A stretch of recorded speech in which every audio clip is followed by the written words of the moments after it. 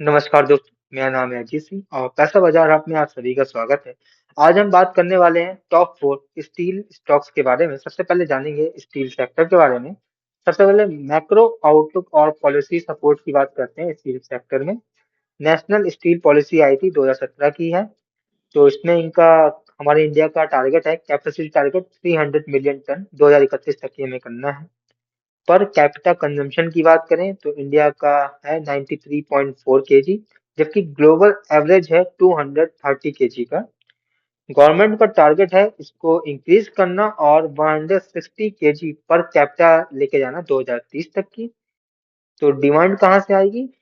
Structure की बात करें तो इंफ्रा और हाउसिंग प्रोजेक्ट से आएगी। और कुछ डिमांड ड्राइवर्स हैं की डिमांड ड्राइवर्स। पहले इंफ्रा पुश, भारतमाला, सागरमाला और फ्रैट कॉरिडोर्स। हाउसिंग सेक्टर में PM Awas Yojana. Long term में आएगी डिमांड, स्टील की ग्रोथ और डिमांड तेजी से बढ़ेगी इन सभी पॉलिसीज से।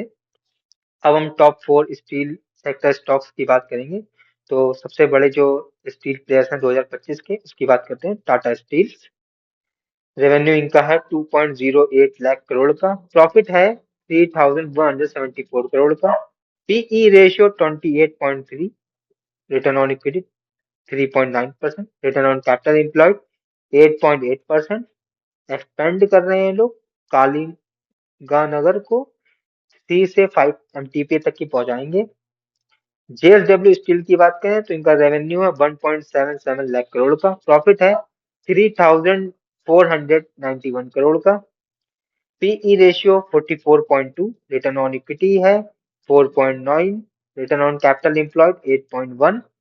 फोकस कर रहे हैं ये लोग फ्लैट स्टील, ऑटो और अप्लायंस के लिए। सेल की बात करते हैं। इनका रेवेन्यू है 51,029 करोड़ का। प्रॉफिट है 2,849 का करोड़ का। PE ratio 28.7, return on equity 7.7, return on capital employed 10.7%। Leader है लॉन्ग प्रोडक्ट में और रेलवे का सप्लायर है बहुत बड़ा। जिंदल स्टेनलेस स्टील की बात करें तो इनका रेवेन्यू है 39,032 करोड़ का। प्रॉफिट है 2,500 करोड़ का। पीई रेशियो 23.2 का है।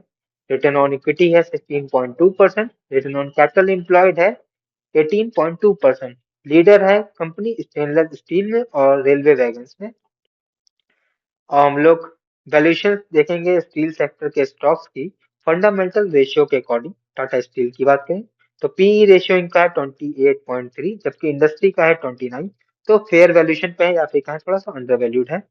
रिटर्न ऑन इक्विटी 3.9 है, जबकि आइडल होनी चाहिए 15 से ऊपर, तो अपनी आइडल से बहुत ही ठीक है। रिटर्न ऑन कैपिटल एम्प्लॉयड इनका है 8.8%, मॉडरेट है क्योंकि आइडियल होनी चाहिए कम से कम 15 से ऊपर। मार्केट कैप है 2.08 लाख करोड़ की। तो मार्केट कैप कंपनी की बहुत ही बड़ी है। जेएसडब्ल्यू स्टील की बात करें 40, इनका पी है 44.2। इंडस्ट्री के मुकाबले कंपनी ओवर वैल्यूड है। रिटर्न ऑन इक्विटी है 4.9, तो बहुत ही लो है। रिटर्न ऑन कैपिटल एम्प्लॉयड है 8.1, तो मॉडरेट है। मार्केट कैप है 1.77 लाख करोड़। कंपनी की मार्केट कैप काफी बड़ी है। हम बात करते हैं सेल की। पीई रेशियो 28.7 है, जबकि इंडस्ट्री का पीई रेशियो 29 के आसपास है। तो कह सकते हैं अपनी इंडस्ट्री के वैल्यूएशन के अकॉर्डिंग चल रही है, तो थोड़ा सा अंडर वैल्यूड भी मानेंगे। रिटर्न ऑन इक्विटी की बात करें तो 7.7 है, आइडियल से कम है लेकिन सही है। रिटर्न ऑन कैपिटल एम्प्लॉयड है 10.7, ये भी मॉडरेट है। दोनों ही चीजें 15 से कम है तो थोड़ा सा डाउट होता है। मार्केट कैप है 51,029 करोड़ का। जिंदल स्टेनलेस स्टील की बात करें तो पीई रेशियो 23.2 है, जबकि इंडस्ट्री से कंपेयर करें तो स्टॉक डिस्काउंटेड हो रहा है। रिटर्न ऑन इक्विटी है 16.2, आइडियल होना चाहिए 15 से ऊपर। Return on capital employed 18.2, ideal होना चाहिए 15 से ऊपर। तो दोनों चीजें हेल्दी और स्ट्रांग है। मार्केट कैप है 39,032 करोड़ की। तो ये हमारा, अब हम शॉर्ट में कंक्लूजन निकालेंगे। अंडर वैल्यूड और स्ट्रॉन्ग रिटर्न्स में जिंदल स्टेनलेस स्टील है। फेयर वैल्यूएशन पे है आपके टाटा स्टील और सेल। थोड़ा सा ओवर वैल्यूड स्टॉक लग रहा है JSW स्टील। तो ये हमारी वीडियो थी सिर्फ और सिर्फ एजुकेशनल पर्पज के लिए, कोई भी बाई सेल की रिकमेंडेशन नहीं है। कोई भी निवेश करने से पहले अपने वित्तीय सलाहकार से बात करें। अगर वीडियो पसंद आया है तो लाइक करें, शेयर करें, सब्सक्राइब करें।